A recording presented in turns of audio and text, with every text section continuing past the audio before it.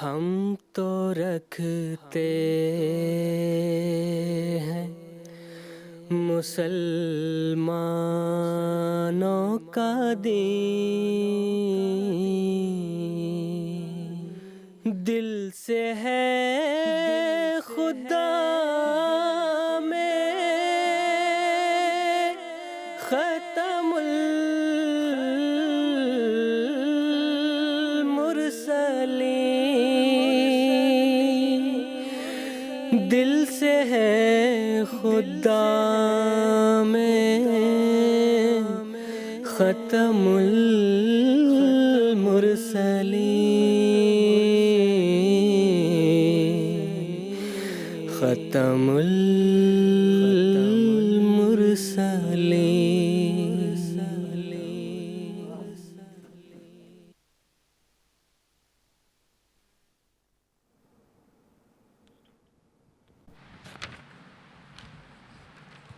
அவுசுபில்லாஹி மினஷ்ஷைத்தானிர் ரஜீம் பிஸ்மில்லாஹிர் ரஹ்மானிர் ரஹீம். நேர்களே அஸ்ஸலாமு அலைக்கும் வரஹ்மத்துல்லாஹி வபரகாத்துஹு. நேர்களே, இன்று 31 மே 2025 சனிக்கிழமை. இந்தியாவில் இப்பொழுது இரவு 10 மணி ஆகிறது. ஜிஎம்டிக்கு ஏற்ப இப்பொழுது மாலை 4:30 மணி. நேர்களே, இது ராஹேஹுதா நிகழ்ச்சிக்கான நேரமாகும். நேர்களே, காதியான் தாருலமானிலிருந்து லைவ் டிஸ்கஷன் ப்ரோக்ராம் ராஹேஹுதாவின் 4 எபிசோடுகளை கொண்ட ஒரு முழுமையான தொடருடன் உங்கள் முன் நாங்கள் வந்திருக்கின்றோம். இன்றைய இந்த எபிசோட் இந்த தொடரின் 3வது எபிசோடாகும். நேர்களே, இந்த முழுமையான தொடரில் நாம் ஹஜ்ஜின் கடமை மற்றும் அதனுடைய அருள்களை பற்றி பேசிக் கொண்டிருக்கின்றோம். நேர்களே, நீங்கள் அனைவரும் அறிந்தது போன்று ராஹேஹுதா நிகழ்ச்சி லைவாக இருப்பதுடன் சேர்த்து ஒரு இன்டராக்டிவ் நிகழ்ச்சியாகவும் இருக்கின்றது. அதாவது நம்முடைய நேயர்கள் தம்முடைய கேள்விகள் மூலமாக நம்முடைய இந்த நிகழ்ச்சியில் எடுத்துக்கொள்ள முடியும். நாம் இங்கு ஸ்டுடியோவில் செய்யக்கூடிய அந்த கலந்துரையாடலுடன் சேர்த்து நேயர்களுடைய கேள்விகளை இங்கே ஸ்டுடியோவில் இருக்கக்கூடிய அறிஞர்களுக்கு முன்னாடி எடுத்து வைப்போம். மேலும் அறிஞர் பெருமக்கள் இந்த நிகழ்ச்சியின் மூலமாகவே நம்முடைய நேயர்களுடைய கேள்விகளுக்கு பதில்கள் அளிப்பார்கள். நேயர்களே, நம்முடன் இணைந்து கொள்வதற்காக டெலிவிஷன் ஸ்க்ரீனில் தொடர்பு கொள்வதற்கான முழு விவரத்தையும் பார்த்து கொண்டிருப்பீர்கள். டெலிஃபோன் லைன்ஸ் மூலமாக நீங்கள் தொடர்பு கொள்ள முடியும். டெக்ஸ்ட் மெசேஜ் மற்றும் ஃபேக்ஸ் மெசேஜ் மூலமாகவும் நீங்கள் தொடர்பு கொள்ள முடியும். இமெயிலுடைய வசதியும் இருக்கின்றது. என்னுடன் இந்த ஸ்டுடியோவில் இப்பொழுது இருக்கக்கூடிய அறிஞர் பெருமக்களை அறிமுகம் செய்து வைத்துக்கின்றேன். மதிப்புக்குறை மௌலானா ஜைனுல் ஹாபிதீன் சாப் மற்றும் மன்சூர் அஹமத் சாப் மஸ்ரூர் ஆகிய இருவரும் என்னுடன் உரையாடல் கலந்து கொள்வார்கள். இருவரையும் நான் வரவேற்கின்றேன். நேர்களே, ஒவ்வொரு ஜமாத்துக்கும் சமுதாயத்திற்கும் ஒன்று கூடக்கூடிய ஒரு இடம் இருக்கின்றது. மேலும் அவர்கள் ஒரே கொள்கையை ஏற்றுக்கொள்ளக்கூடியவர்கள் ஒன்று கூடக்கூடிய ஒரு தலைமையகம் கண்டிப்பாக இருக்கும். மேலும் தங்களுடைய கொள்கைகளையும் தங்களுடைய கண்ணோட்டங்களையும் அங்கு வலப்பெறச் செய்வார்கள். சமூக மற்றும் சமுதாய முன்னேற்றங்களை தொடர்புகளை முன்னால் எடுத்து செல்வார்கள். மேலும் ஒருவர் மற்றவரோடு ஒற்றுமையோடு எதிர்ப்புகளை எதிர்கொள்வார்கள். எப்படிப்பட்ட ஒரு மர்க்கஸாக இருக்கும் என்றால், தலைமையகமாக இருக்கும் என்றால், அங்கு ஒன்று கூடக்கூடிய கலாச்சாரம், கூட்டு கலாச்சாரம் அதிகமாகின்றது. மேலும் வணிகம் ஆகியவற்றிற்கான சந்தர்ப்பம் பிறக்கின்றது. இஸ்லாம் இறுதியான மற்றும் உறுதியான மார்க்கமாகும். அதில் முழு உலகத்திற்காகவும் இறங்கியிருக்கின்றது. அதில் முழுமையான எல்லா ஷரியத்துகளும், இதற்கு முன்னிருந்த ஷரியத் அனைத்தும் அதில் இணைந்திருக்கின்றது. இந்த மக்காவில் நடைபெறக்கூடிய ஆயிரக்கணக்கான அடையாளங்கள் இருக்கின்றன. இந்த சுருக்கமான முகவுரைக்கு பிறகு ஜைனுதீன் சாஹிப் அவர்களிடம் நான் கேள்வி கேட்கின்றேன். ஹஜ்ஜுக்கான அம்சங்களில் ஒன்று விலங்குகளை குர்பான் கொடுப்பதாகும். அல்லாஹ் கூறுகின்றான், மஸ்தைசர் மினல் ஹதி, அதாவது குர்பானிக்கு எவ்வளோ கொடுக்க முடிகின்றதோ அதை நீங்கள் குர்பானை கொடுங்கள் என்று கூறப்படுகின்றது. குர்பான் கொடுப்பதற்கான ஹிக்மத் என்ன என்பதை கூறுங்கள். ஜஸாக்குமுல்லாஹ் தஆலா. பிஸ்மில்லாஹிர் ரஹ்மானிர் ரஹீம். ஈதுல் அல்ஹா வரவிருக்கின்றது. இதன் பொருத்தமாக முஸ்லிம்கள் உலகம் முழுவதும் எங்கெல்லாம் முஸ்லிம்கள் வாழ்கின்றார்களோ குர்பானிக்கான ஆயத்தம் செய்கின்றார்கள். முழு உலகத்திலும் சந்தைகள் மும்முரமாக இருக்கின்றன. இதன் பொருத்தமாகவே இந்த நிகழ்ச்சி வைக்கப்பட்டுள்ளது. சில நாள்களுக்கு பிறகு ஈதுல் அல்ஹியா வரவிருக்கின்றது. உண்மையில் இந்த தியாகம் என்ன, இதனுடைய நுட்பம் என்ன, முஸ்லிம்கள் எந்த அளவு இதற்கான புரிதலை கொண்டிருக்கின்றார்கள் என்பதை பார்க்க வேண்டும். எந்த சந்தேகமும் இல்லை, இந்த காலத்தில் ஹஜரத் அக்தஸ் வாக்களிக்கப்பட்ட மசீஹ் இஸ்லாம் அவர்கள் மூலமாக, அன்னாருடைய ஜமாத்தில் இணைவதன் மூலமாக குர்பானியுடைய உண்மையான புரிதலை அகமதிகள் பெற்றிருப்பது வேறு யாருமே பெற்றிருக்காத ஒன்றாகும். எல்லாவற்றுக்கும் முதலாக ஹதரத் வாக்களிக்கப்பட்ட மசல் இஸ்லாம் அவர்களுடைய ஒரு சுருக்கமான மேற்கோளை தொடர்பாக எடுத்து வைக்க விரும்புகின்றேன். அதிலிருந்து நமக்கு தெரிய வருவது என்னவென்றால், இது ஹுத்பா இல்ஹாமிலிருந்து எடுக்கப்பட்டுள்ளது. இது ஒரு ஈதுல் அலிஹியா சந்தர்ப்பத்தில் அதற்கு முந்தைய இரவில் அல்லாஹ் நாருக்கு இல்ஹாமில் கூறினான், இன்று நீர் அரபியில் ஹுத்பா கொடுங்கள், உமக்கு அதற்கான ஆற்றல் வழங்கப்பட்டுள்ளது. அன்னாருக்கு அரபி தெரியாது, ஆனால் நின்று விட்டார்கள். அல்லாஹ்னுடைய அருளினால் அன்னாருக்கு அந்த சொற்கள் வந்து கொண்டே இருந்தன. அது ஹுத்பா இல்ஹாமி என்று கூறுகின்றோம். அதில் குர்பானியுடைய முக்கியத்துவம், அதனுடைய பலன்கள், நுட்பங்கள் அனைத்தையும் ஹுசூர் அவர்கள் மிகவும் விளக்கமாக கூறியிருக்கின்றார்கள். முழு ஹுத்பாவும் இல்ஹாமாக வழங்கப்பட்டது. அதனுடைய ஒரு வாசகம் இருக்கின்றது. அதிலிருந்து முழு கருத்தை பற்றிய ஒரு சுருக்கம் கிடைத்து விடுகின்றது நேயர்களுக்கு. அன்னார் கூறுகின்றார்கள், ஹுசூர் இஸ்லாம் கூறுகின்றார்கள், இன்ன ஜஹாயா வல் மதாயா துவசுலு வர் ரபில் பதாயா வ தம்ஹுல் ஹதாயா வ தத்ஃபஉல் பலாயா ஹாசா மா பலகனா மினல் ஹைரில் பரியா அலைஹி சலவாத்துல்லாஹி வல் பரகாத். அதாவது தியாகங்கள் அந்த பயண விலங்குகளாகும், இறைவன் வரை எட்ட வைக்கக்கூடியவையாகும். அவை பாவங்களை மன்னிக்கின்றன. இவை எப்படிப்பட்ட விஷயங்கள் என்றால், நமக்கு கண்ணியத்திற்குரிய தூதர் ஸல்லல்லாஹு அலைஹி வஸல்லம் நமக்கு கிடைத்திருக்கின்றன. எல்லா படைப்பினங்களையும் சிறந்தவர் அன்னார் ஆவார்கள். அன்னார் மீது இறைவனுடைய அருள்களும் சலாம் உண்டாகட்டுமாக. இப்பொழுது குர்பான் என்ற அந்த சொல் திருக்குர்ஆனில் 2 முறை வந்திருக்கின்றது. ஒன்று, இது இல்லாமல் வேறு ஒரு கோணத்திலும் கூறப்பட்டுள்ளது. ஆனால் குர்பான் என்பது கருப யக்ருபு என்ற அந்த மூலச்சொல்லிருந்து வந்ததாகும். இஸ்லாமிய ஓமையில் குல்லமா தக்கர்ரா பிஹில் இலல்லாஹி தாலா மின் ஜபீஹத்தில் குறையா, இது குர்பானி எனப்பட்டுகின்றது. அதாவது எதன் மூலமாக அல்லாஹுடைய நெருக்கம் தேடப்படுகின்றதோ, அல்லாஹுடைய நெருக்கத்தை பெருக்க முயற்சி செய்யப்படுகின்றதோ, அறுக்கப்படக்கூடிய விலங்குகள் அனைத்தும், இது அனைத்தும் குர்பானாக கூறப்படுகின்றது. அதை நாம் உருதுவில் குர்பானி என்று கூறுகின்றோம். இந்த குர்பானியுடைய வழக்கத்தை பொறுத்தவரை உலகத்தில் எத்தனை மதங்கள் காணப்படுகின்றனவோ அந்த எல்லா மதங்களுடைய வரலாற்றிலும் ஏதாவது ஒரு வகையில் குர்பான் கொடுப்பதற்கான வழக்கம் இருக்கின்றது. இந்த குர்பான் இல்லாத எந்த ஒரு மதமும் கிடையாது. திருக்குர்ஆன் இந்த வரலாற்று உண்மைத்துவத்தை தன்னுடைய மறையில் வசனங்களில் பதிவு செய்துள்ளது. வமா லிக்குல்லி உம்மத்தின் மன்சக்கன், ஒவ்வொரு உம்மத்துக்கும் அல்லாஹ் குர்பானுக்கான ஒரு வழியை கற்றுக் கொடுத்துள்ளான். எந்த மதத்தை எடுத்துக்கொண்டாலும் சரி, அதில் குர்பான் கொடுப்பதற்கான அந்த விஷயம் காணப்படுகின்றது. எதுவரை என்றால் ஒரு காலத்தில் மனிதனும் கூட குர்பான் கொடுக்கப்பட்டான்.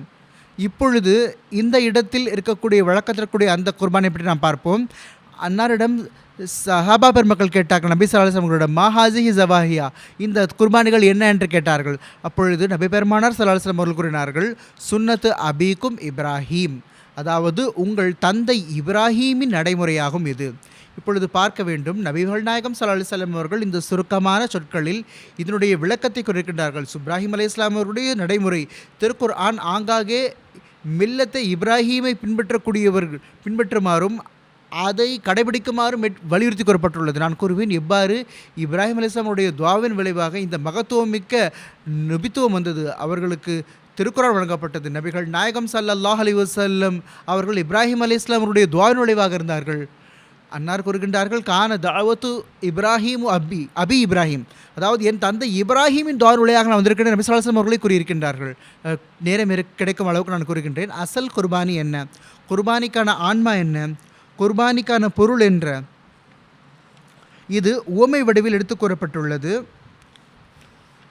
மனிதன் தன்னுடைய உணர்வுகளை கட்டுப்படுத்த வேண்டும் என்பதற்காக, மனிதனுடைய அற்பமான அந்த இச்சைகள் இருக்கின்றன, அந்த விலங்கிலிருந்து மனிதன் விடுபட வேண்டும் என்பதற்காக, இதுதான் மனிதனுடைய ஈடேற்றத்திற்கான ஒரு அசல் வழியாக இருக்கின்றது. மனிதன் தன்னுடைய எல்லா ஆசைகளையும் எல்லா எதிர்பார்ப்புகளையும் அல்லாஹுடைய கட்டளைகளை கீழ் கொண்டு வந்துவிட வேண்டும். இதுதான் குர்பானிக்கான அசல் ரூஹ் ஆகும்.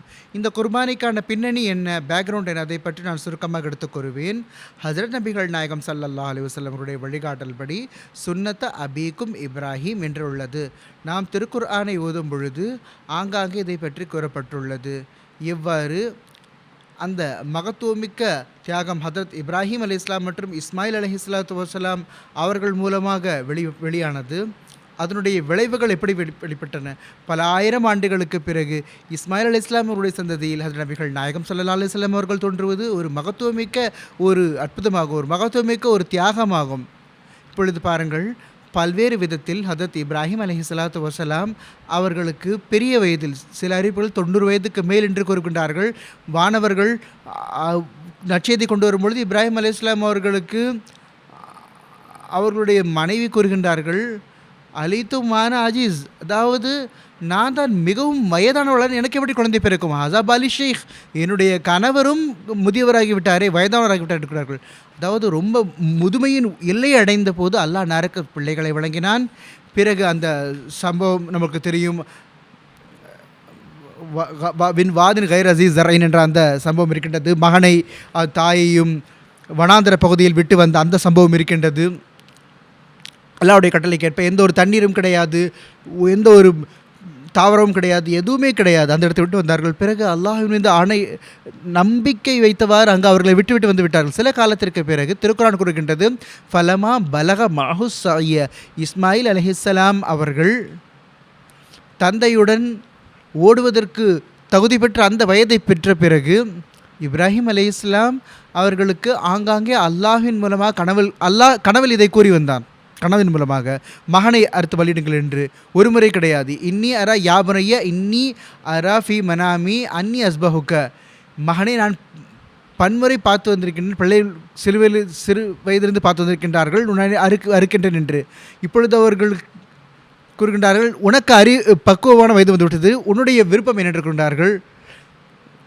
யா அபத்திஃப் அல் மா தோமர் என்று கூறுகின்றார்கள். தந்தையே, உமக்கு என்ன கட்டளையிடப்பட்டிருக்கோ அதில் செல்வீராக.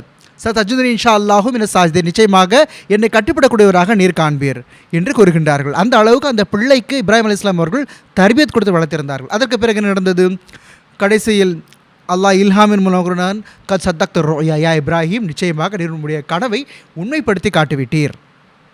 ஆக அந்த இடத்தில் இஸ்மாயில் அலைஹிஸ்ஸலாம் அவர்களுடைய உயிர் காப்பாற்றப்பட்டது.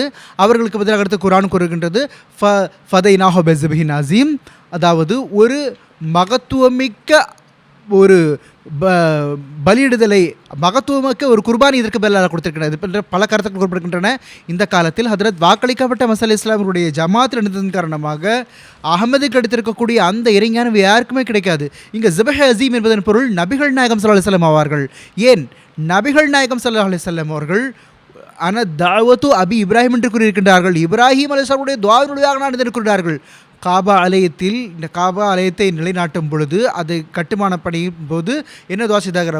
ரப்பனா பஸ் ஃபீஹிம் ரசூல மின்ஹும் யத்லு அலைஹிம் ஆயாத்திக வ யுஸக்கீஹிம் வ யுஅல்லிமுஹுல் கிதாப வல் ஹிக்மா. அடுத்து வருகின்றது, அதாவது ஒரு மகத்துவமிக்க ஒரு ரசூலை இறக்குமாறு ரசூலை தொற்றிருக்குமாறு அவர்கள் துஆ செய்தார்கள். அந்த துஆவை அல்லாஹ் எப்படி கபூல் செய்தான்? 2500 ஆண்டுகளுக்கு பிறகு இஸ்மாயில் அலைஹிஸ்ஸலாமுடைய சந்ததியில் நபி ஸல்லல்லாஹு அலைஹி வஸல்லம் அவர்கள் பிறக்கின்றார்கள். அன்னார் இவ்வாறு வாதம் புரிந்திருக்கின்றார்கள், அனா இப்னு ஸபீஹைன், நான் 2 குர்பானிகளின் சந்ததிகளை சேர்ந்தவராவேன். 2 ஸபீஹ் என்பதன் பொருள் என்ன இருக்குது? ஒன்று இஸ்மாயில் அலைஹிஸ்ஸலாம் அவர்களுடைய அந்த சந்ததியில் பிறந்தார்கள். இரண்டாவது அன்னாருடைய தந்தையார் அப்துல்லாஹ் என்பவர்,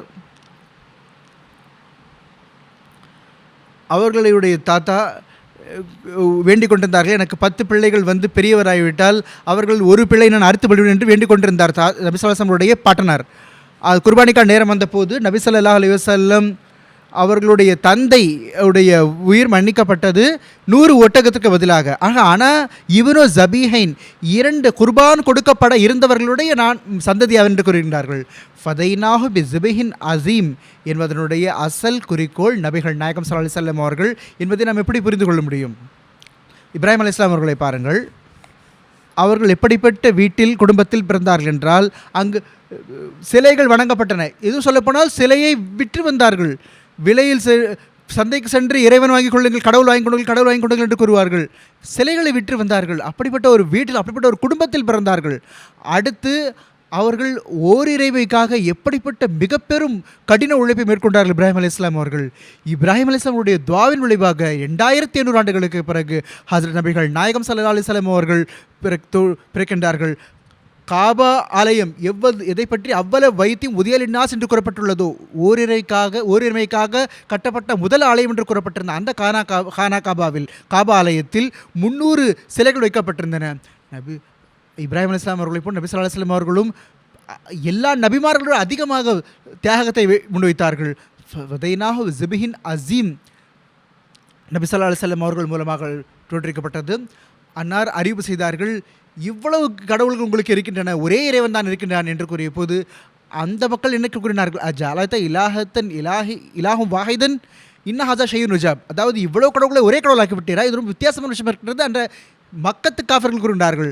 காபாலயம் கட்டப்பட்டதற்கான ஒரே நோக்கம் ஓரிறைமையின் காரணமாக. ஆனால் காலம் கடக்க கடக்க மக்கள் நபித்துவத்தை விட்டு விலகி செல்ல செல்ல செல்ல அவர்கள் சிலை வணக்கத்தின் பக்கம் சென்று விட்டார்கள். இப்ராஹிம் இஸ்லாமுடைய காலத்தை விட்டு விலகி செல்ல செல்ல கடைசியில் எப்படிப்பட்ட ஒரு காலம் வந்து விட்டது என்றால், இப்ராஹிம் அலைஹிஸ்ஸலாம் அவருடைய துஆ நுழைவாக நபிகள் நாயகம் ஸல்லல்லாஹு அலைஹி வஸல்லம் அவர்கள் தோன்றினார்கள். இப்ராஹிம் அலைஹிஸ்ஸலாம் அவர்கள் இந்த வெளிப்படையான அந்த குர்பானியின் மூலமாக தப்பிவிட்டது ஒரு மாபெரும் நுட்பத்தை கொண்டிருக்கின்றது. அத்துடன் அல்லாஹ் கூறுகின்றான், ஃபதைனாஹு பிஸுபிஹின் அஸீம், இது ஒரு மிகப்பெரிய முன்னறிவிப்பு 2500 ஆண்டுகளுக்கு பிறகு நிறைவேறுகின்றது. மக்கா மக்கள் குடிபெயர்கின்றார்கள், காபா மீண்டும் மக்கள் குடியமர்த்தப்படுகின்றார்கள், முழு உலகத்திலும் முக்கியமான பகுதியாகின்றது. இது ஒரு மிகப்பெரிய ஒரு கதையாக இருக்கின்றது. ஆக குர்பானியை பொறுத்தவரை வெளிப்படையான அடையாளமாக அசல் நோக்கம் இரத்தமும் அந்த சதையும் கிடையாது. வெளிப்படையான அடையாளமாக இந்த விலங்குகள் அறுத்து வெளியிடுவது ஒரு நடைமுறையாக ஆக்கப்பட்டது. நபிகள் நாயகம் ஸல்லல்லாஹு அலைஹி வஸல்லம் அவர்கள் இப்ராஹிம் அலைஹிஸ்ஸலாம் இந்த சுன்னத்தின்படி செய்தார்கள். இன்று அந்த வழிமுறையின்படி இன்று ஆயிரக்கணக்கான லட்சக்கணக்கான விலங்குகள் அறுத்து வெளியிடப்படுகின்றன. அதனுடைய வெளிப்படையான பலன்களும் எண்ணற்ற முறையில் இருக்கின்றன. மனிதனுடைய வாழ்வாதாரத்திலும் பொருளாதாரத்திலும் பெரும் தலையீடு இருக்கின்றது. இதற்கு பெரும் பலன்கள் இருக்கின்றன. திருக்குர்ஆனில் எண்ணற்ற வசனங்கள் இருக்கின்றன. யார் யாருக்கு இறைச்சியை உணவளிக்க வேண்டும், ஏழைகளுக்கு மிஸ்களுக்கு பல பலன்கள் கூறப்பட்டுள்ளன. உண்மையில் பார்க்கப்படும் பொழுது இஸ்லாமிய குர்பானியின் அசல் ரூஹ் ஆன்மாவை தூய்மைப்படுத்துவது, அந்த ஆன்மாவின் தூய்மை பெறுவதாகும். என இஸ்லாம் மனதின் தூய்மையை தான் எல்லா வெற்றிக்கும் நோக்கமாக வைத்திருக்கின்றது. வாக்களிக்கப்பட்ட முஸ்லிம் ஒரு சுருக்கமான கவிதை கூறியிருக்கின்றார்கள், இஸ்லாம் சீஸ் கியா ஹை खुदा के लिए फन, அதாவது இஸ்லாம் என்றால் என்ன, இறைவனுக்காக அர்ப்பணித்து விடுவது, நம்முடைய ஆசையை இறைவனுடைய விருப்பத்திற்காக விட்டுவிடுவது தான் இஸ்லாம் ஆகும் என்று கூறுகின்றார்கள். இஸ்லாத்தின் எல்லா போதனைகளும் என்னவென்றால், மனிதன் தன்னுடைய எல்லா ஆசைகள் என்னும் அந்த கைதிலிருந்து வெளிப்பட வேண்டும், அல்லாஹுக்கு கட்டுப்பட்டு வேண்டும், அவனை வணங்குவதில் மூழ்கி இருக்க வேண்டும், அல்லாஹோடு ஒரு அறுபடாத ஒரு தொடர்பை ஏற்படுத்திக் கொள்ள வேண்டும். இதுதான் குர்பானிக்கான ரூஹ் ஆகும். இது அந்த சுன்னத்தை தொடர் செய்யக்கூடியதாக இருக்கின்றது. ஒவ்வொரு முஸ்லீம் இதில் புரிந்து கொள்ள வேண்டும். அதை வெறும் தோலில் மக்கள் மகிழ்ச்சி கொள்கின்றார்கள், சத்தின் பக்கம் வருவதில்லை. ஆக இந்த காலத்தின் இமாம் ஹதரத் வாக்களிக்கப்பட்ட மஸீஹ் இஸ்லாம் அவர்கள் நமக்கு கூறியிருக்கின்றார்கள், இதனுடைய ஹிக்மத் என்ன, எவ்வாறு இதிலிருந்து பலன் பெற வேண்டும். மனிதன் கத்தியால் அறுக்கும் பொழுது அத்துடன் தன்னுடைய நஃப்ஸையும் அவன் கொள்ள வேண்டும், மன இச்சையும் கொள்ள வேண்டும். மஸீஹ் இஸ்லாம் அவர்கள் கூறுகிறார்கள், நஃப்ஸை கொண்டு விடுங்கள், ஆன்மாவை நீங்கள் கொண்டு விடுங்கள், ஏன்னா அதுதான் மிகப்பெரிய எதிரியாக இருக்கின்றது. அதை போன்ற ஒரு எதிரி எதுவுமே இல்லை என்று கூறுகின்றார்கள். ஆக இந்த கருத்தையே நபி ஸல்லல்லாஹு அலைஹி வஸல்லம் ஒரு இடத்தில் கூறுகின்றார்கள், இன்னஃபில் ஜஸதி முஸ்கத்தன் இஸா ஸலஹத் ஸலஹல் ஜஸ்து குல்லுஹு வ இஸா ஃபஸதத் ஃபஸதத்தில் ஜஸ்து குல்லுஹு அலா வஹியல் கல்பு, அதாவது மனிதனுடைய உடம்பில் ஒரு இரத்தத்தால் ஒரு சதை கட்டி இருக்கின்றது, அது சரியானால் முழு உடலும் சரியாக விடுகின்றது, அது சீர்கெட்டு விட்டால் முழு உடலும் சீர்கெட்டு விடுகிறது, அது இதயமாகும். ஆக மனிதனு இந்த உண்மைத்துவத்தை புரிந்து கொள்ளாதவரை உண்மையில் எப்படி தன்னுடைய நஃப்ஸை கட்டுப்பாட்டுக்குள் கொண்டு வர முடியும், நஃப்ஸுடைய ஆன்மாவின் அந்த அற்பமான அந்த ஆசைகளை விட்டு எப்படி தன்னை காப்பாற்றிக் கொள்ள முடியும் என்பதை மனிதன் புரிந்து கொள்ளாத முடியும். அல்லாஹ்வின் நெருக்கத்தில் எவ்வாறு முன்னேறி செல்லலாம் என்பதை மனிதன் புரிந்து கொள்ள முடியாதவரை முன்னேற முடியாது. ஆக மனிதன் தன்னுடைய எல்லா ஆசைகளையும் மறுத்து வலியிட்டு கொண்டிருப்பான். இந்த கருத்தை மனதில் எடுத்துக்கொண்டு ஒருவர் குர்பான் செய்கிறார் என்றால் அவருடைய குர்பான் ஆகுமானதாகும், மேலும் உண்மையில் அதுவே பொருத்தமானதாக இருக்கும், அதற்கு எண்ணற்ற பலன்கள் கிடைக்க முடியும். ஜஸாக்குமுல்லாஹ் தஆலா அஹ்ஸனுல் ஜஸா. நேர்களே, ஒரு டெலிஃபோன் காலர் இப்பொழுது நம்முடைய நிகழ்ச்சியில் இணைந்திருக்கின்றார்கள். வங்காளதேசத்தில் இருந்து ஆரிஃப் ஜமான் சாஹிப் இப்பொழுது டெலிஃபோனில் இணைந்திருக்கின்றார்கள். வாருங்கள் நாம் அவர்களுடைய கேள்வி கேட்போம். அஸ்ஸலாமு அலைக்கும் ஆரிஃப் ஜமான் சாஹிப். வலைக்கும் அஸ்ஸலாம் வரஹ்மத்துல்லாஹி வபரகாத்துஹு. ஆரிஃப் சாஹிப், நீங்கள் உங்களுடைய கேள்வியை கேட்கலாம். என்னுடைய கேள்வி என்னவென்றால், ஹஜ்ஜுக்கின் அவசியம் என்ன இஸ்லாத்தில்? நம்மிடம் தொழுகை, நோன்பு, ஜகாத் போன்ற பல இபாதத்துகள் அல்லாஹ்வின் மீது அன்பை வெளிப்படுத்துவதற்காக இருக்கின்றன. ரெண்டாவது, இஸ்லாத்தின் எதிரிகள் ஆட்சேபனை செய்கின்றார்கள்.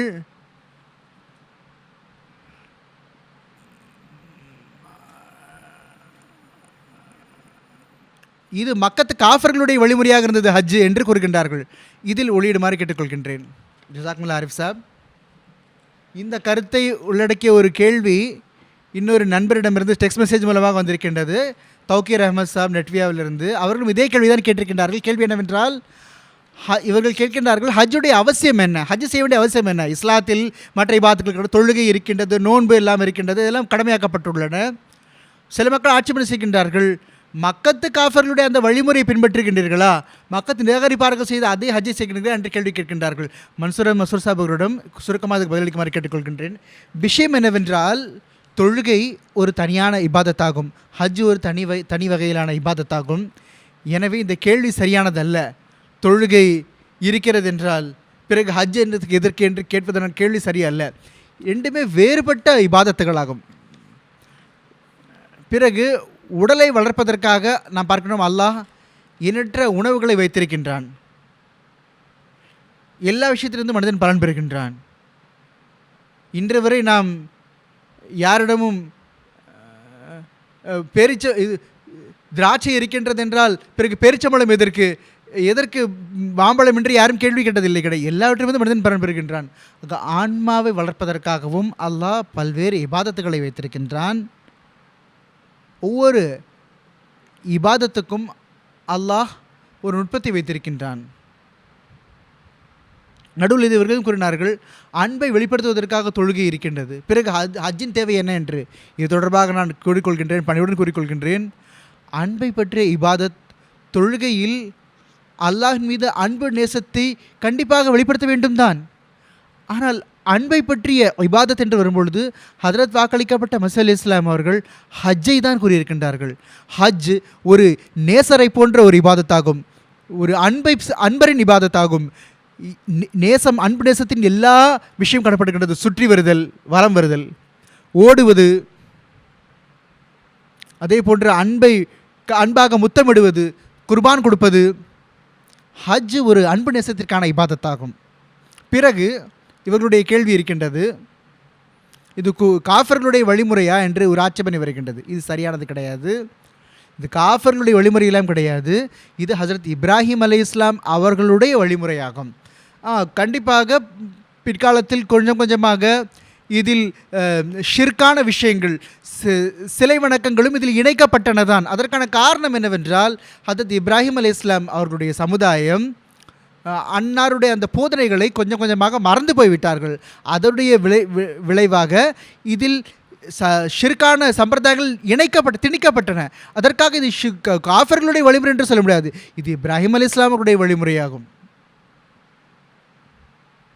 நேர்களே, இன்னொரு டெலிஃபோன் காலர் இப்பொழுது இணைந்து கொண்டார்கள்.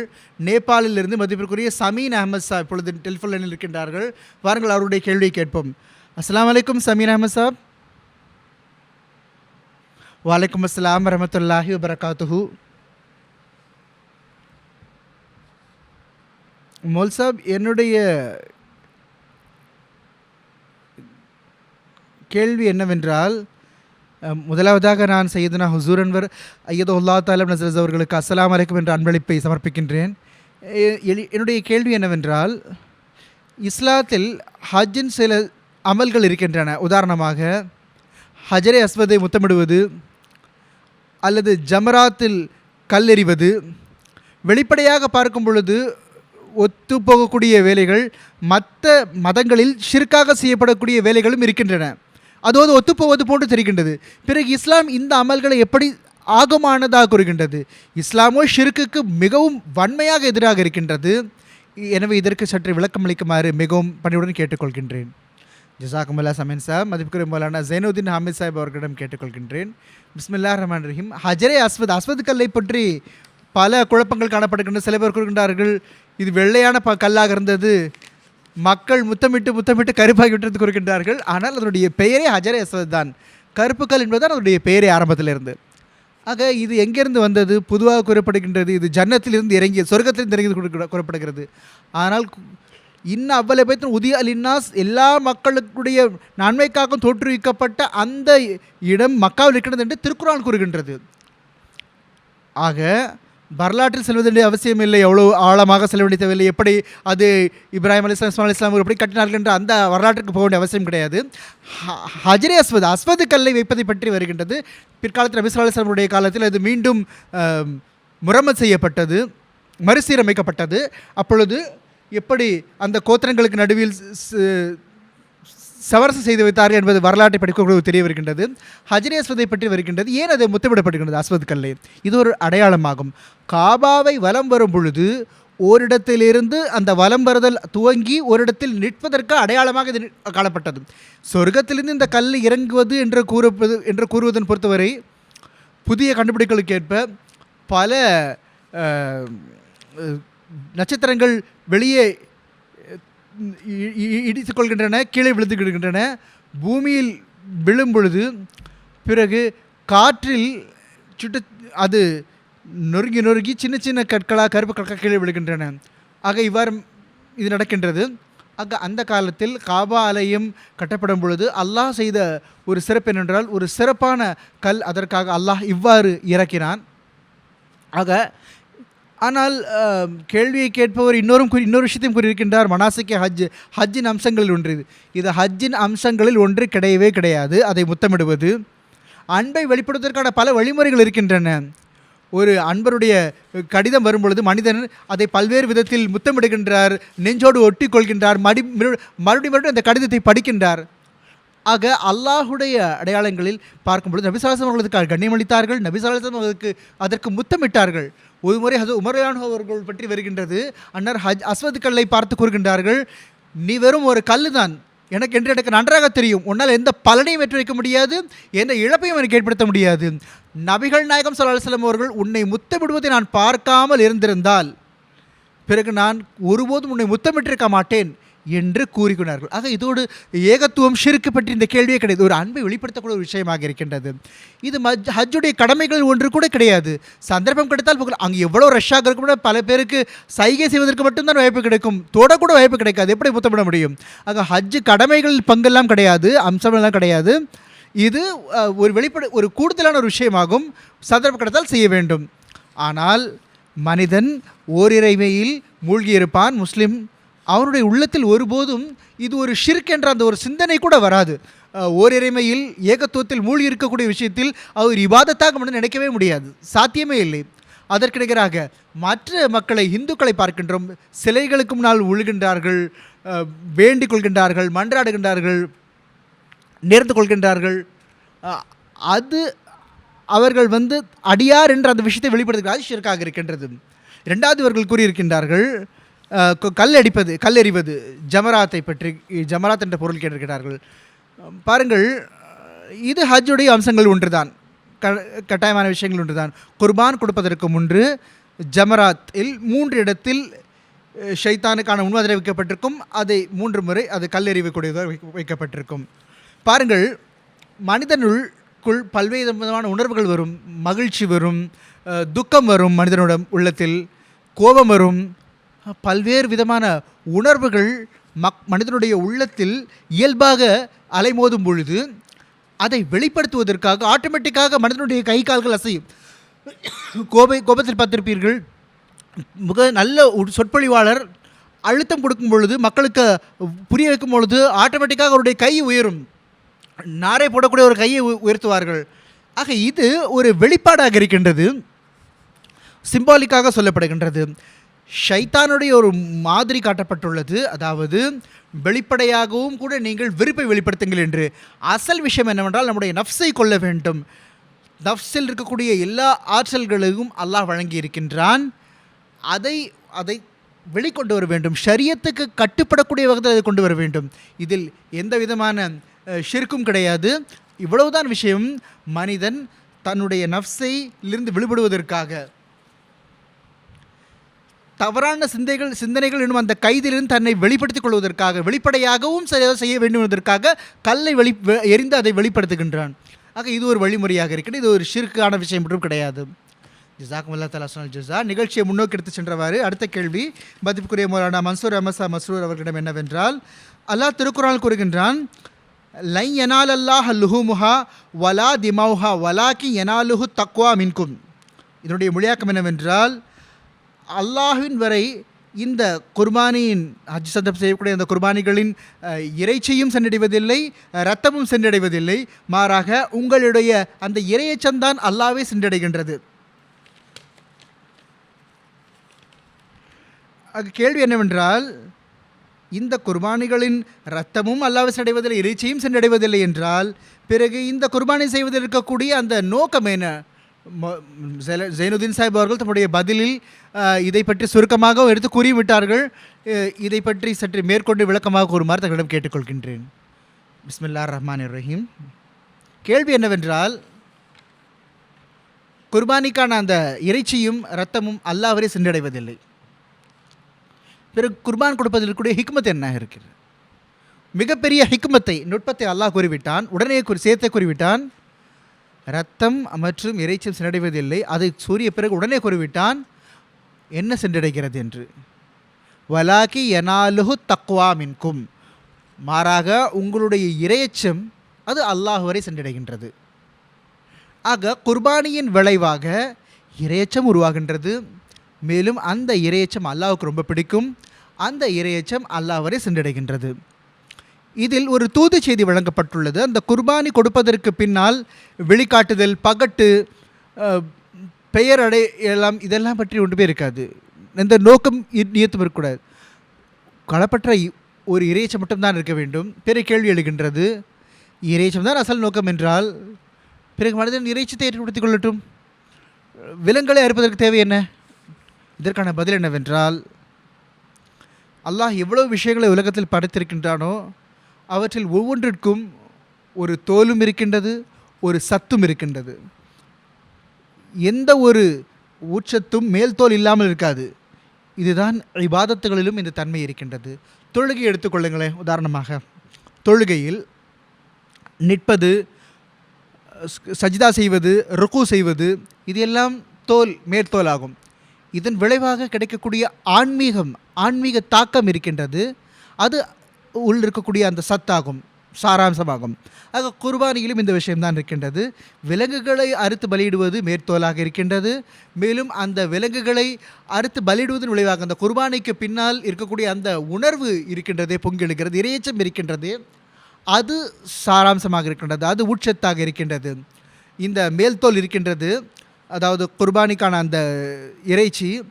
சையதுனா ஹதரத் முஸ்லிமோத் ரலியல்லாஹு அன்ஹு அவர்கள் கூறுகின்றார்கள், இதுவும் கூட பலன் அற்றது ஒன்றும் கிடையாது. மக இது ஏழைகளுக்கு ஏழைகள்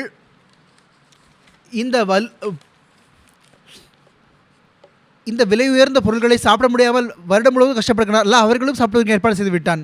ஃபகுலூஹு, குர்பான் கொடுப்பது கூட அந்த இறைச்சிலிருந்து நீங்களும் சாப்பிடுங்கள் அல்லாஹ் கூறியிருக்கின்றான்.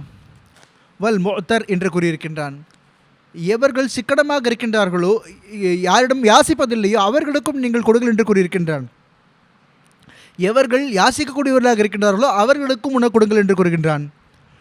ஆக இந்த முஅத்தர் என்று கூறப்பட்டுள்ளது கேட்கக்கூடியவர்கள், யாசித்து பெறக்கூடியவர்கள்.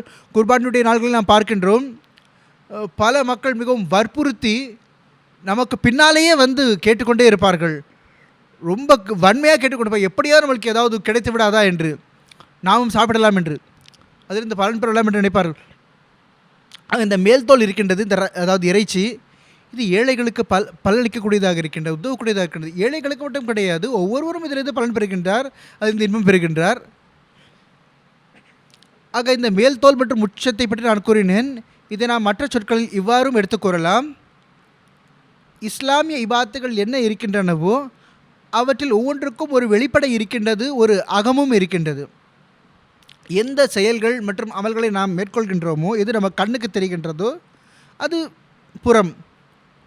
அதற்கு பின்னால் ஒரு தூது செய்தி இருக்கின்றது, அது அதனுடைய ஹிக்மத்தாக இருக்கின்றது, அதனுடைய தத்துவமாக இருக்கின்றது, அது அகமாக இருக்கின்றது. ஹஜ்ஜை பற்றி பேசிக் கொண்டிருக்கின்றோம். எனவே ஹஜ்ஜுக்கான சில உதாரணங்களையே நான் எடுத்து கூறுகின்றேன். உதாரணமாக தவாஃப் இருக்கிறது, அதாவது குர்பான் ஆகிவிடுவது. பழங்காலத்தில் மக்கள் நோயாளிகளை தவாஃப் செய்வார்கள். இந்த நோயாளி தப்பித்துக் கொள்ள வேண்டும், இவருக்கு பதிலாக நாம் அர்ப்பணமாக வேண்டும் என்று அவரை சுற்றி வருவார்கள். காபா ஆலயத்தை சுற்றி வருவதுடைய பொருள் என்னவென்றால், அல்லாஹ்வுடைய இந்த தூய்மையான இல்லம் இருக்கின்றது, இதனுடைய கண்ணியம் மற்றும் இதனுடைய மகத்துவத்தை நிலைபெறச் செய்வதற்காக நான் என்னுடைய உயிரை அர்ப்பணிப்பதற்கு தயாராக இருக்கின்றேன் என்பது இதனுடைய பொருளாகும். பிறகு அஸ்வதுக்களை முத்தமிடுவது இருக்கின்றது. ஆக இதில் இருக்கக்கூடிய தூது செய்தி என்னவென்றால், எதுக்கு நாம் எதை முத்தமிடுகின்றோமோ அது என் வெளிப்படுத்துகின்றது என்றால் இது அன்பிற்குரியது என்ற பொருளாகும். நாம் இதை விட்டு பிரிவது விரும்புவதில் இதனுடைய உடலில் அங்கமாக்கிக் கொள்ள விரும்புகின்றேன். மக்காமே இப்ராஹீமில் ஹாஜிகள் தொழுகின்றார்கள். அதில் ஒரு தூது செய்தி இருக்கின்றது.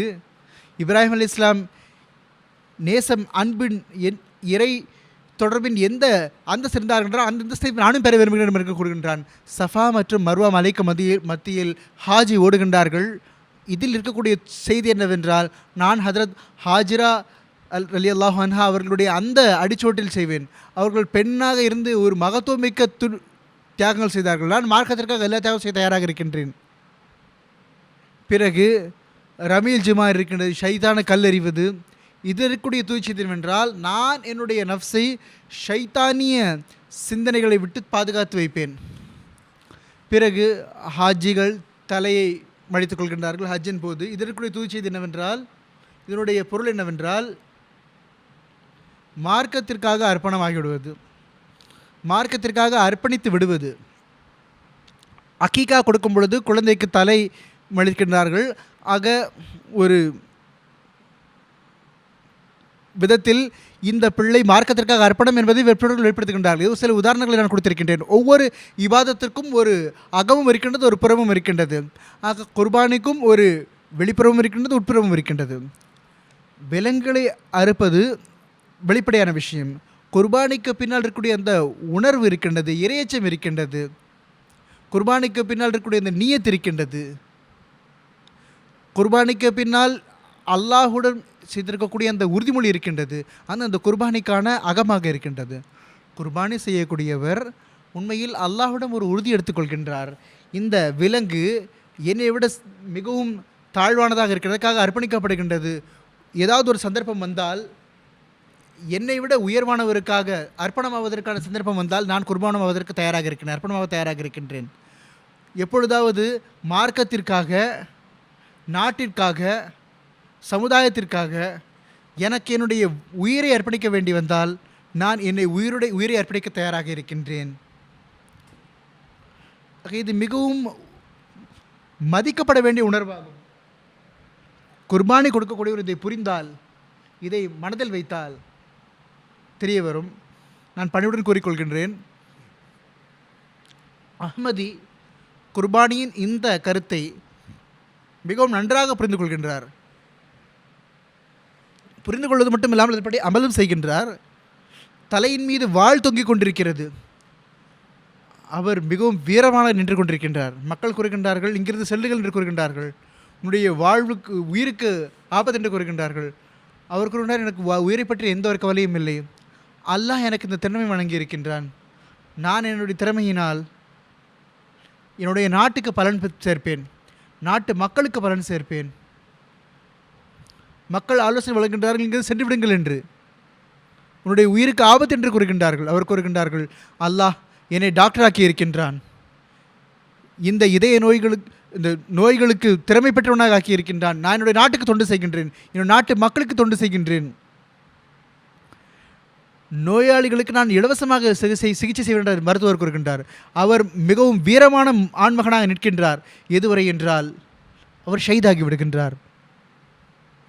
ஆக அஹ்மதி இந்த கருத்தை, இந்த புரிதலை நன்றாக அறிந்திருக்கின்றார்.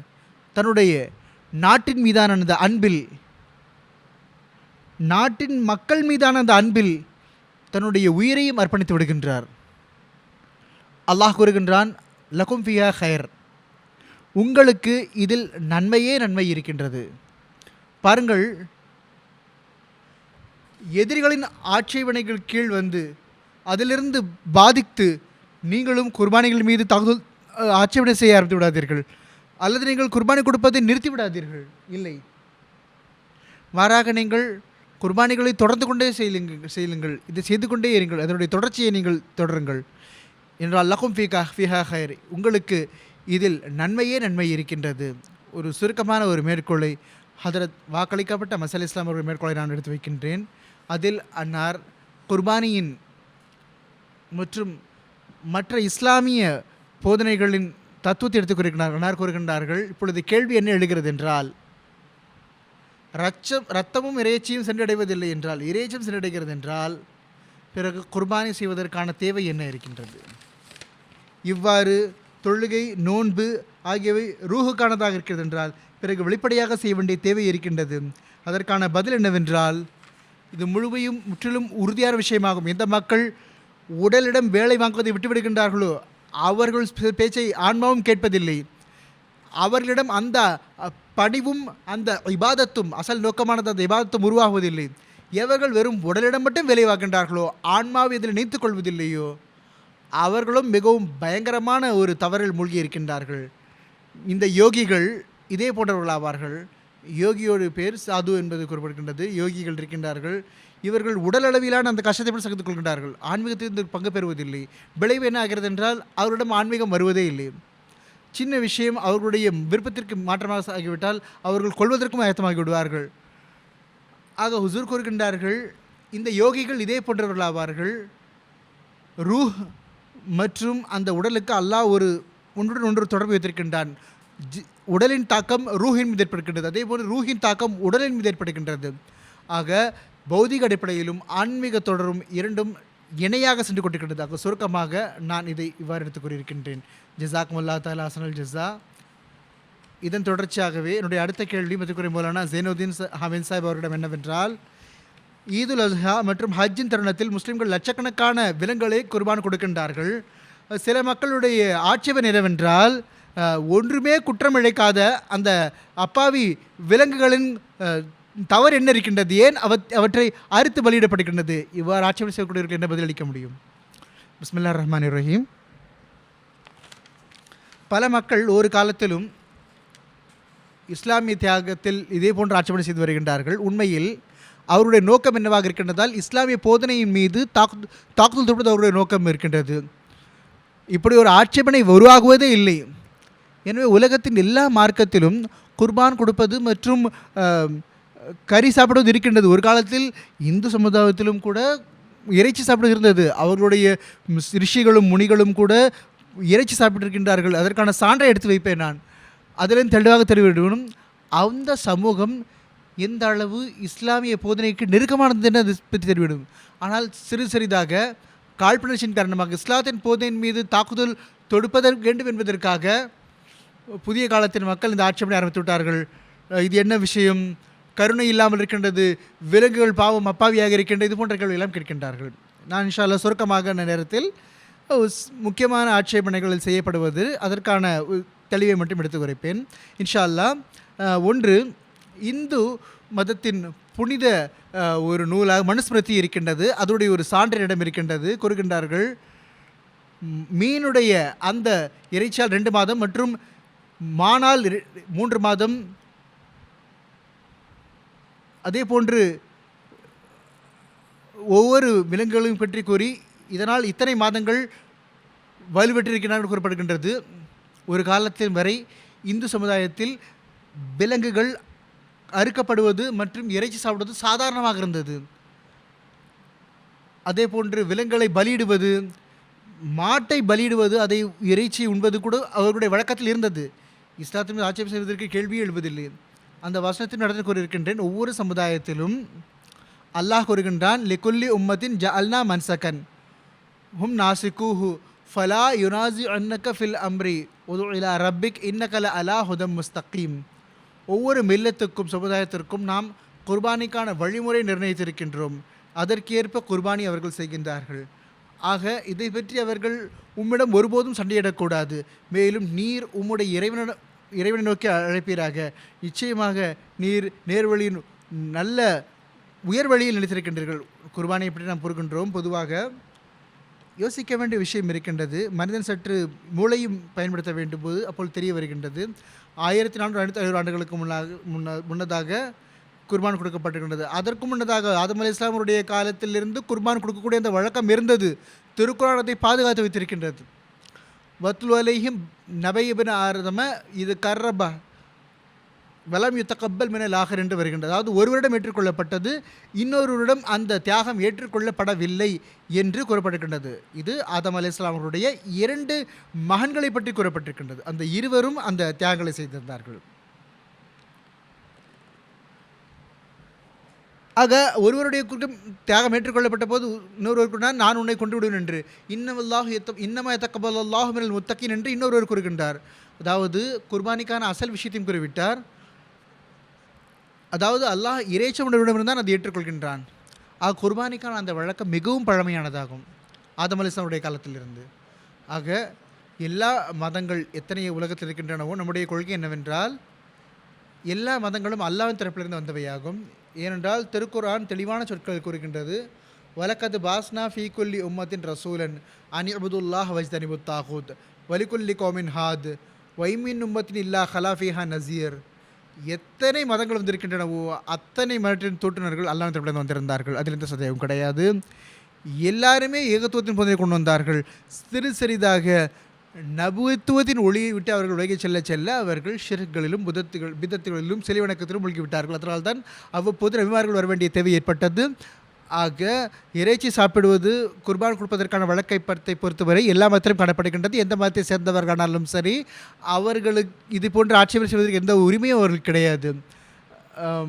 குர்பானி செய்வதனால் அதிகமாக விலங்குகள் வீணாகிவிடும் என்று சொன்னால் இதுவும் கூட முற்றிலும் பொய்யான ஒரு சிந்தனையாகும். 1400 ஆண்டுகளுக்காக ஆயிரக்கணக்கான லட்சக்கணக்கான கோடிக்கணக்கான பல 100 கோடிக்கணக்கான விலங்குகள் அறுக்கப்படுகின்றன. விலங்குகள் குறையவே இல்லை, பால் பற்றாக்குறை வரவில்லை, அதனுடைய சந்ததியில் எந்த ஒரு குறையும் வரவில்லை. ஆக அல்லாஹ் எப்படி சிஸ்டம் வைத்திருக்கின்றான் என்றால், எப்படி சரிசமது வைத்திருக்கின்றால் எவ்வளவு அதிகமாக அறுக்கப்படுகின்றனவோ அதை விட பல மடங்கு அதிகமாக வைப்பிருக்கின்றன. எப்பொழுதும் விலங்கு பற்றாக்குறை வந்ததே கிடையாது. இன்னொன்று நாம் ஏற்றுக்கொள்வோமே, விலங்குகளை அறுப்பது தடை என்று ஒரு கற்பனை செய்து கொள்வோம். என்ன விளைவாக இருக்கும்? எந்த அதிகமாக விலங்குகள் பிறந்துவிடும் என்றால், உலகத்தை பரவிவிடும் என்றால், தோட்டங்களில் வயல்கள் பரவிடும் என்றால் எல்லாத்தையும் அழித்து நாசமாக்கிடும். மனிதன் வாழக்கூட முடியாது. ஆக அல்லாஹ் ஒரு சிறப்பான ஒரு திட்டத்தின் கீழ் இந்த சிஸ்டத்தை வைத்திருக்கின்றான். அல்லாஹ் மனிதன் எப்படி படைத்திருக்கிறான் என்றால் 2 விதமான உணவுக்கு வழக்கமுடனாக ஆக்கியிருக்கின்றான். இஸ்லாம் மார்க்கம் இயல்புக்கேற்ப இருக்குது. மனிதனுடைய இயல்பில் ஒரு விஷயம் வைக்கப்பட்டிருக்கின்றது. எல்லா விதமான உணவுகளையும் நம்ம சாப்பிட வேண்டும். ஒரே ஒரு நிபந்தனை தான், அது தூய்மையானதாகவும் ஹலாலாகவும் ஆனதாக இருக்க வேண்டும். இப்பொழுது மௌல்சாவும் கூறியிருந்தார்கள், வலு சேர்க்கக்கூடிய ஒரு உணவில் இறைச்சியும் ஒன்றாகும். 2 வகையான மக்கள் காணப்படுகின்றார்கள். ஒருவர் இறைச்சி சாப்பிடுகின்றார்கள், இன்னொருவர் வெஜிடேரியன் சாப்பிடுகின்றார்கள். 2 விதமான மக்கள் இருக்கின்றார்கள், இறைச்சி சாப்பிடுவர்கள், இறைச்சி சாப்பிடாதவர்கள். மனிதனுடைய ஆற்றலை பற்றியும் படைப்பை பற்றி நாம் பார்க்க, மனிதனுடைய அந்த பல்லை பார்க்கின்றோம். சிங்கப்பல் இருக்கின்றது, கூர்மையான பல், சவைக்கக்கூடிய பல் இருக்கின்றது, கிடைக்கக்கூடிய பல் இருக்கின்றது. இதை பார்க்கும்பொழுது அவன் கறியும் சாப்பிட வேண்டும், காய்கறியும் சாப்பிட வேண்டும் என்பது போன்று அல்லாஹ் மனிதனை படைத்திருக்கின்றான். ஏற்றுக்கொள்ளப்பட்ட ஒரு விஷயம், மனிதனுடைய வெளிப்படையான அந்த உணவு மனிதனுடைய வழக்கங்கள் மீது, அவனுடைய பண்புகள் மீது தாக்கத்தை ஏற்படுத்துகின்றது. தினமும் நாம் பார்க்கின்றோம், யார் முற்றிலும் காய்கறி சாப்பிடுகின்றார்களோ அவர்கள் சிறிதாக அவர்களிடம் வீரம், மகத்துவமிக்க அந்த வீரம் கொஞ்சம் கொஞ்சமாக இல்லாமல் போய்விடுகின்றது. இதே போன்று வெறும் கறி மட்டும் சாப்பிடக்கூடியவர்களிடம் கூட அவர்களிடமும் பல விதமான தீமை வந்து விடுகின்றது. இஸ்லாம் ஒரு மனிதனுடைய இயல்புக்கேற்ப மார்க்கமாகும். இஸ்லாம் எப்படிப்பட்ட நுட்கமான போதனையை வழங்கி இருக்கிறது என்று சொன்னால், நீங்கள் இறைச்சியும் சாப்பிடுங்கள், காய்கறியும் சாப்பிடுங்கள், ஆனால் நீங்கள் வீணடிக்கக்கூடாது என்று கூறுகின்றது. மசூல் இஸ்லாம் அவர்களுடைய மேற்கோளை சம்பந்தமாக வைப்பேன். இன்னும் பல ஆட்சேபனைகள் கடைசியில் அந்த ஆட்சேபனை வைப்பேன். இன்னொரு விஷயம் இருக்கின்றது, இதில் பல இழப்பு ஏற்படுகின்றது. ரொம்ப அதிகமாக மக்களுக்கு பலன் செய்யலாம் என்று செலவு செய்யப்படுகின்றார்கள். குர்பானி எப்படி மனிதனுடைய அந்த வாழ்வாதாரத்தில் தாக்கத்தை ஏற்படுகின்ற பார்க்கணும். மனிதன் மற்றும் முஸ்லீமுடைய அந்த வாழ்வாதாரத்தில் எந்த பங்களிப்பு ஏற்படுகின்றது? குர்பானி செய்யப்படும் போது என்ன நடக்கின்றது? முஸ்லிம்களுடைய வசதி படைத்தவர்களுடைய ஜேபிலிருந்து பணம் வெளியே வருகின்றது. யார் விலங்கு வைத்திருக்கின்ற அவர்களுக்கு வருமானம் வந்து இருக்கின்றது. சந்தை இருக்கின்றது, சந்தையில் இருப்பவர்களுக்கு வருமானம் வருகின்றது. பல்வேறு விதத்தில் அதனுடைய தோல் இருக்கின்றது, அதனுடைய இறைச்சி இருக்கின்றது, அது ஏழைகளுக்கு கொடுக்கப்படுகின்றது. பொதுவாக மிகவும் விலை உயர்ந்த உணவாக கருதப்படுகின்றது. மிஸ்கின்கள் மற்றும் ஏழைகள் இருக்கின்றார்கள், அதுபோன்று யாரும் கேட்டு பெற மாட்டார்கள். அவர்களுக்கும் இந்த இறைச்சி வருடம் முழுக்க கிடைக்காது.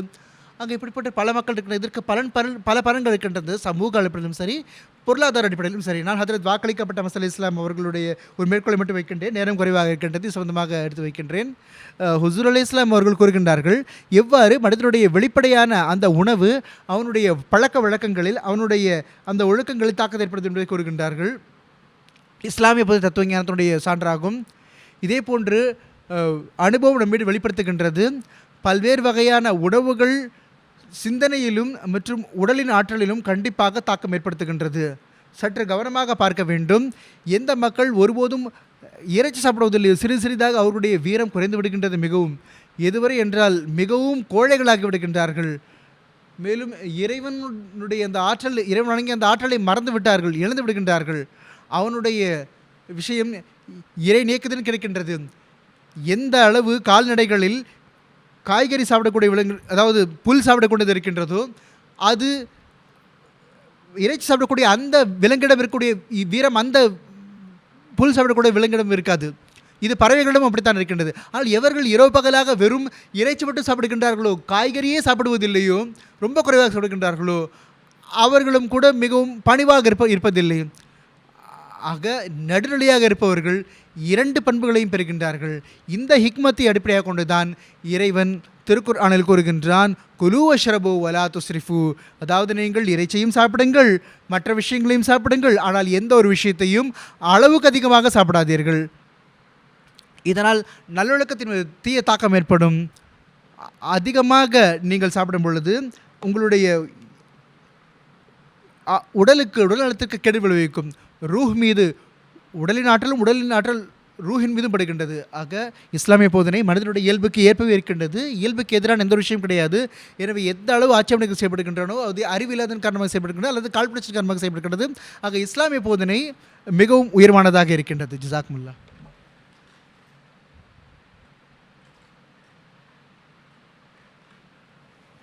மன்சூர் சாஹிபுகளிடம் அடுத்த கேள்வி கேட்கின்றேன். அல்லாஹ் திருக்குர்ஆனில் கூறுகின்றான், குல் இன்ன ஸலாத்தி வ நுஸ்கி வ மஹ்யாய வ மமாத்தி லில்லாஹி ரப்பில் ஆலமீன், அதாவது நீர் கூறுவீராக என்னுடைய தொழுகை, என்னுடைய தியாகம், என்னுடைய வாழ்வு மற்றும் என்னுடைய மரணம் அனைத்தும் அல்லாஹ் ரப்புல் ஆலமீனுக்காக ஆகும். ஆக நேரத்தை கருத்தில் கொண்டு இந்த வசனத்தை சற்று விளக்குமாறு கேட்டுக்கொள்கின்றேன்.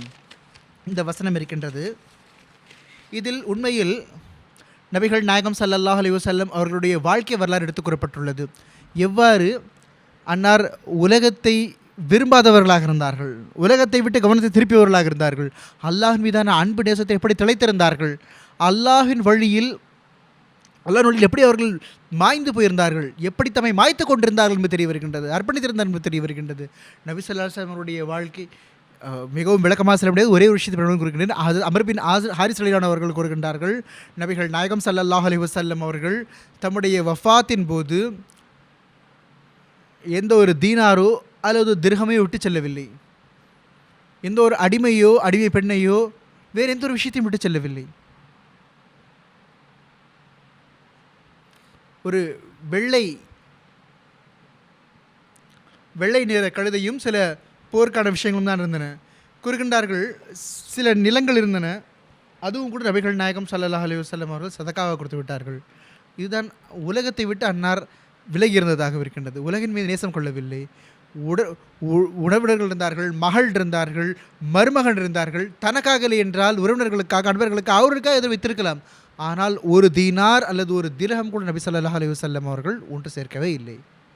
ஆக அல்லாஹின் மீதான அன்பின் அந்த நிலை எப்படி இருந்தது என்றால், அன்னார் துஆ செய்கின்றார்கள், அல்லாஹ்வே நான் உன்னுடைய அன்பை ஏசுகின்றேன், மேலும் உன்னை நேசிக்கக்கூடிய உள்ள அன்பை நான் கேட்கின்றேன், மேலும்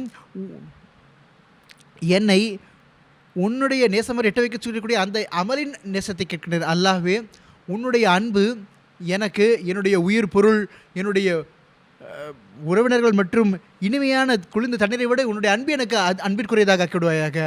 சஹாபா பெருமக்கள் ரிஜ்வானுல்லாஹி அலைஹிம் நபி ஸல்லல்லாஹு அலைஹி வஸல்லம் உடைய அழகிய பண்புகள் எடுத்து வைக்கின்றார்கள். அதில் 1-2 விஷயங்களை மட்டும் எடுத்துக் கூறுகின்றேன். நபிகள் நாயகம் ஸல்லல்லாஹு அலைஹி வஸல்லம் அவர்கள் ஒருபோதும் தமக்காக அன்னார் எப்பொழுதுமே பழிவாங்கியது கிடையாது. ஒருபோதும் தனக்காக கோவப்பட்டதே கிடையாது.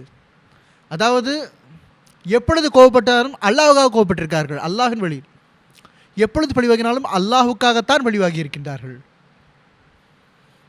இதுதான் இந்த வசனத்துடைய பொருளாகும், இந்த வசனத்துடைய கருத்தாகும். தமக்காக எதுவுமே செய்யவில்லை. எதையெல்லாம் இருக்கின்றதோ அல்லாஹுக்காக இருக்கின்றது, அனைத்தும் அல்லாஹுக்காக இருக்கின்றது.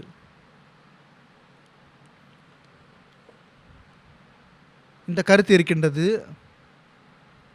இந்த வசனத்தின் கருத்து இதுதான் இஸ்லாத்தின் கருத்தாகும். இஸ்லாத்தினுடைய அர்த்தமே இதுதான். நம்முடைய உயிர், பொருள், நேரம், கண்ணியம் ஆகிய அனைத்தையும் அல்லாஹுக்காக அல்லாஹுடைய வழியில் அர்ப்பணித்து விடுவது. உலகம் மற்றும் அதனுடைய பொருள்கள் எதெல்லாம் இருக்கின்றதோ அதை மார்க்கத்திற்காக தொண்டீடு செய்வதில் ஈடுபடுத்திவிட வேண்டும். இந்த கருத்தை ஹதரத் வாக்களிக்கப்பட்ட மசீஹ் இஸ்லாம் அவர்கள் பையத்தின் 5வது மற்றும் 7வது நிபந்தனையில் அன்னார் கூறியிருக்கின்றார்கள். பையத்தின் 5வது நிபந்தனை என்னவென்றால், எப்படிப்பட்ட நிலை இருந்தாலும் சரி, நெருக்கடி இருந்தாலும் சரி, சுகபோகம் இருந்தாலும் சரி, எல்லா நிலையிலும் அல்லாஹ்வுடன் நன்றியுணர்வோடு இருக்க வேண்டும். மேலும் எந்த நிலையிலும் எப்படிப்பட்ட இன்னல் வந்தாலும் சரி அல்லாஹ்விடம் நன்றி கேடு காட்டக்கூடாது, அல்லாஹ்விட்டு முகம் திருப்பக்கூடாது.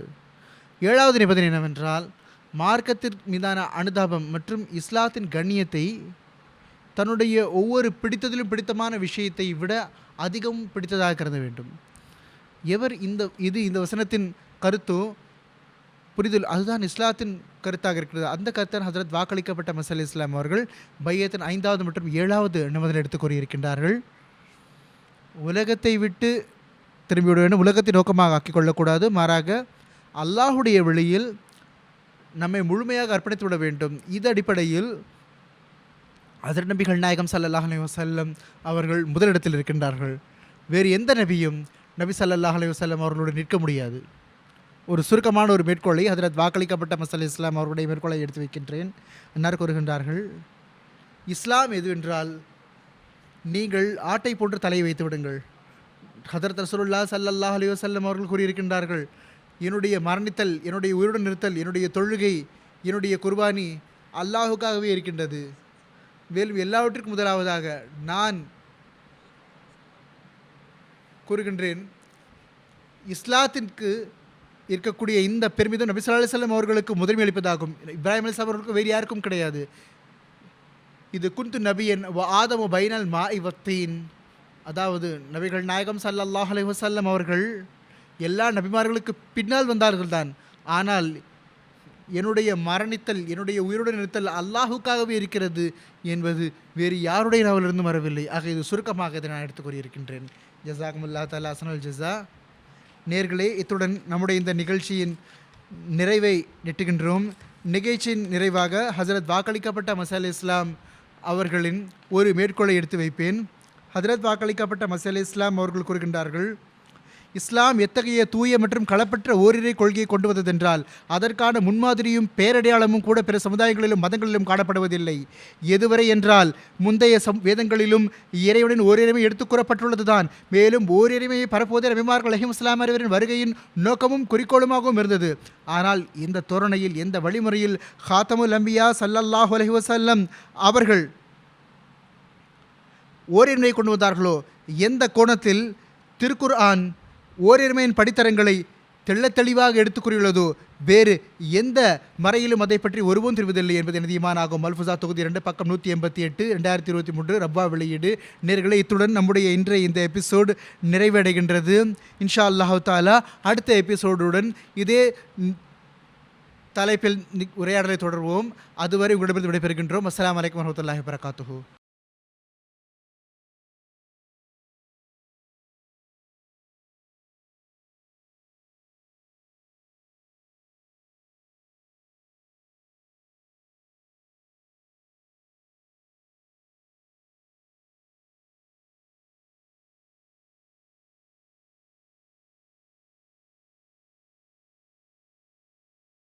आओ लोगों के यही नूर खुदा पाओगे, लो तुम्हें तौर تسلی کا بتایا